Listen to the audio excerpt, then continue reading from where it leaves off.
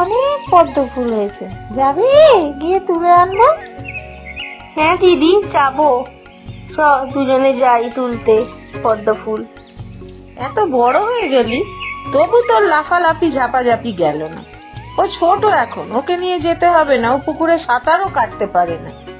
কিছুই হবে না মা, আমরা তো সবাই আছি। পদ্ম ফুল তোলা শেষ হলেই আমরা চলে আসবো। মা, সাবধানে থাকবো আমি, আমার কিচ্ছু হবে না। চল দিদি যাই। ঠিক আছে, যা, তাড়াতাড়ি চলে আসবি কিন্তু।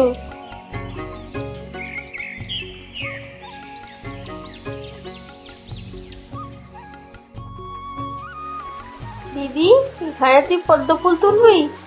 বাবা, কত পদ্ম ফুল ফুটেছে, দেখ দেখ দেখ, কি সুন্দর লাগছে না পদ্মগুলো দেখতে। হ্যাঁ, তুই এখানে দাঁড়া, আমি আমার বন্ধুদের সঙ্গে পদ্ম তুলে নিয়ে আসি। না, আমিও যাব তোর সাথে, আমিও পদ্ম ফুল তুলতে যাব। কাল আর আমি মাকে বলে এলাম কেন, রাজি করালাম কেন আসার জন্য? আমিও যাব তোর সাথে।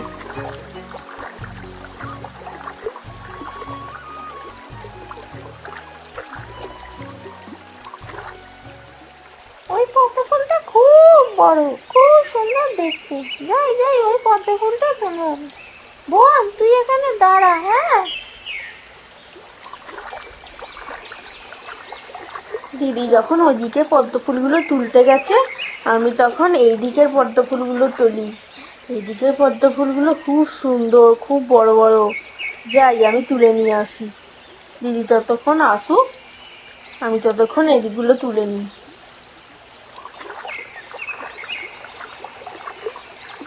এই, এখানে আমার বোনকে যে দাঁড় করিয়ে রেখে গেলাম, বোনকে আর দেখতে পাচ্ছি না তো, কোথায় গেল? আমি ভাবলাম পদ্ম ফুলগুলো সামনেই আছে, এতটা চলে এলাম, এখনো পদ্ম ফুলগুলোর সামনে পাচ্ছি না কেন? আর জলটাও যেন বেড়ে যাচ্ছে, আমি আর সাঁতারই কাটতে পারছি না, হাঁপিয়ে যাচ্ছি আমি। চল চল, আমার বোনকে খুঁজি, জলে ডুবে গেল না তো? কি জানি, তুই ওদিকটা যা, আমি এদিকটাই যাই।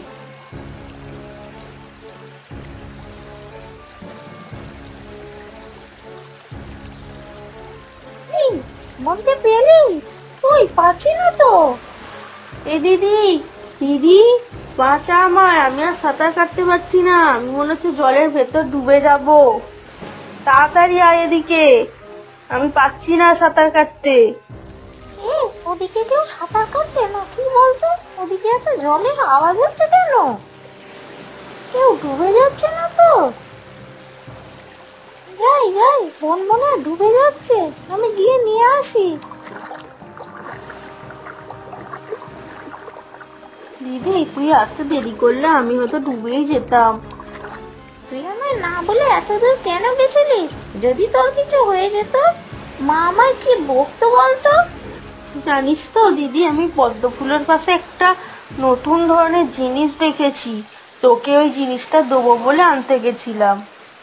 কই, কোথায়? আমি তো কিছু দেখতে পাচ্ছি না। আর কখনো এমন করবি না, চল এখন জল থেকে উঠে বাড়ি চল, মা আবার বকবে।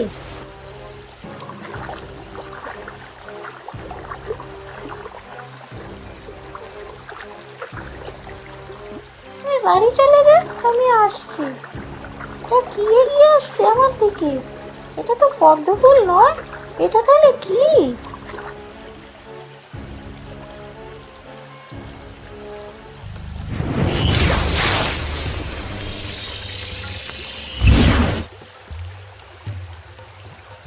বাঁচাও বাঁচাও, আমায় বাঁচাও, মা আমায় বাঁচাও, আমি যে জলের নিচে চলে এসেছি একেবারে।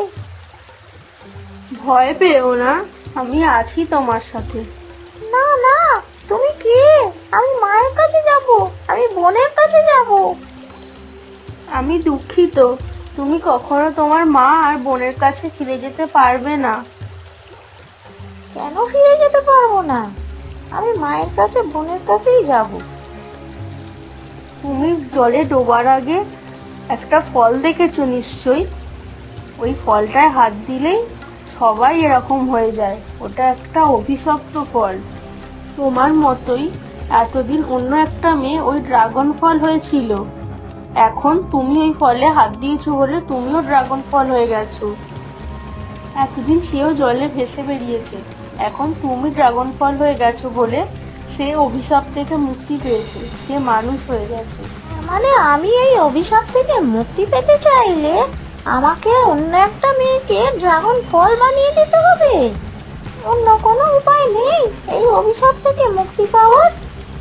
অন্য কোনো উপায় আমার জানা নেই। তুমি নতুন বলে তোমাকে সবকিছু জানানোর জন্যই আমার কাছে তোমায় নিয়ে এলাম। তুমি যত তাড়াতাড়ি একটা মেয়েকে খুঁজে পাবে ততই তুমি তাড়াতাড়ি মুক্তি পাবে। কি থেকে এই অভিশাপ হলো? অনেক বছর আগে একটা মেয়ে পদ্ম তুলতে এসে হারিয়ে যায়, জলের তলায় ডুবে গিয়ে মরে যায়। তাকে কেউ আর খুঁজতে আসে না। সে দুঃখ করে একটা অভিশাপ দিয়ে যায়, সেই পদ্মতে হাত দেবে সেই একা থাকার কষ্টটা অনুভব করবে।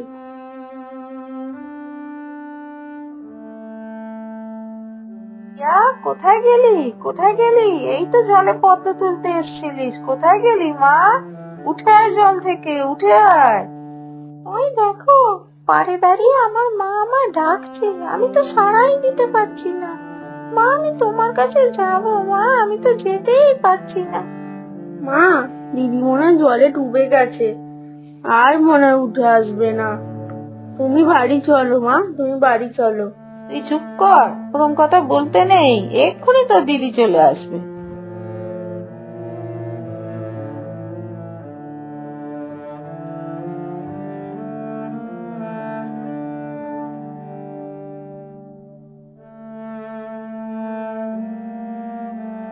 মা উমা এবার চলো বাড়ি, আর দিদি উঠে আসবে না। দিদি জলের তলায় ডুবেই গেছে, আর উঠে আসবে না। এবার তুমি বাড়ি চলো, ভোর হয়ে গেছে দেখো। আমার জন্য চিন্তা করতে করতে আজকে মা আর বোনের এরকম অবস্থা। আমাকে যে করেই হোক আগের রূপে ফিরে আসতে হবে। আমি একটা মেয়েকে খুঁজে দেখি, আশেপাশে কোনো মেয়ে পাই কিনা দেখি। সারাদিন দেখলাম ওই কোনো মেয়ে নাচছেই না ভয়। কিছু ভেবো না তুমি, কিছুদিন পর দেখবে সব স্বাভাবিক হয়ে যাবে, আবার সব মেয়েরা পদ্ম তুলতে আসবে। কিন্তু আমার মা কান্নাকাটি করার পর অনেক অসুস্থ হয়ে গেছে, মাকে নিয়ে আমার খুব চিন্তা হচ্ছে। কিন্তু এখন আমি কি করব? তুমি এখন আর কি করবে? তুমি তো এখন আর মানুষ নয়, তোমার কোনো দায়িত্বও নেই। তুমি তোমার নিজের ইচ্ছা মতন জলে ভেসে বেড়াও, কদিন অপেক্ষাই করতে হবে তোমাকে এরম ভাবে। তো কতগুলো মেয়ে পুকুরে নেমেছে পদ্ম তুলতে, তার মধ্যে একটা মেয়ে একটু আলাদা আছে, যাই গিয়ে ওই মেয়েটাকেই ধরি। না না, একে ধরা যাবে না, এ তো আমার বান্ধবীরই ছোট বোন, ওকে কি করে ধরবো? ওরা সবাই মিলে কত আনন্দ করছে, আজ বেঁচে থাকলে আমিও ওদের মতো আনন্দ করতে পারতাম। দেখি অন্য কাউকে পাই কিনা।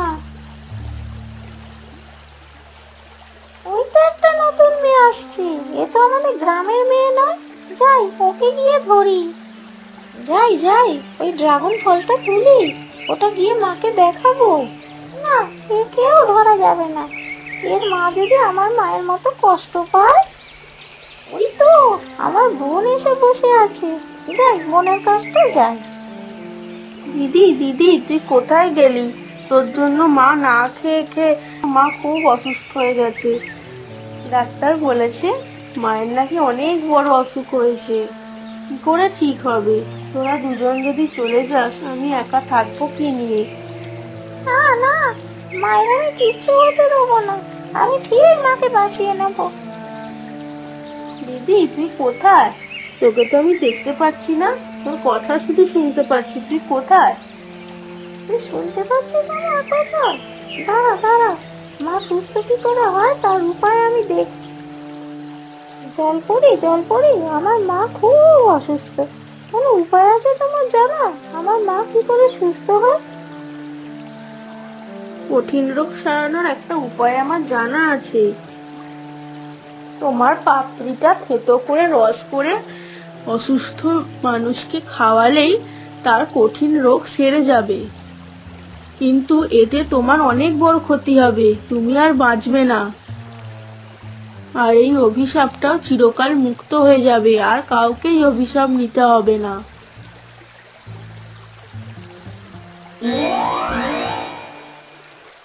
বোন বোন, এই নে, এই ওষুধটা মাকে গিয়ে খাইয়ে দেবে, মা সুস্থ হয়ে যাবে। আর মাকে বলবি এইটা দিদির দেওয়া শেষ উপহার, মা আর কোনোদিন আমাকে দেখতে পাবে না।